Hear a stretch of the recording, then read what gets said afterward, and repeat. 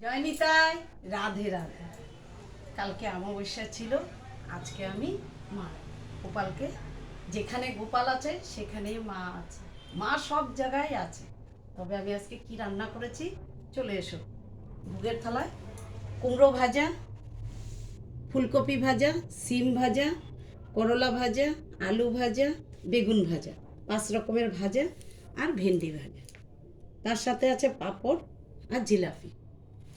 চাটনি করেছি, নিরামিষ তরকারি, 5 তরকারি, আর তার সাথে খিচুড়ি করেছি। এই যে, আর খিচুড়িটা কি ডালের বানিয়েছি জানো বন্ধুরা? আজকে যে ওই যে তরকা ডালটা আছে, সেই 3 রকমের ডাল দিয়ে আমি বানিয়েছি। মুগ ডাল, ছোলার ডাল দিয়ে। এই যে গোপালকে খিচুড়ি ভোগ দেওয়া হয়েছে। দর্শন করো। জয় নিতাই, রাধে রাধে। দিদি ভাই আমাকে যে এমন কমেন্টস লিখেছ, মনটা একদম জুড়িয়ে গেছে।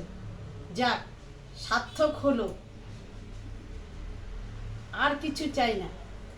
ছেলেকেই তো সন্তান, গোপাল তো নিজেরই সন্তান, আর ওর সেবার জন্য ও ঠিক জোগাড় করে দেয়। জানো দিদি ভাই, খুব ভালো লেগেছে, মনের জোরটা খুব বেড়ে গেছে। জয় নিতাই, এইভাবে যেন কমেন্টসগুলো লিখো। জয় নিতাই, রাধে রাধে।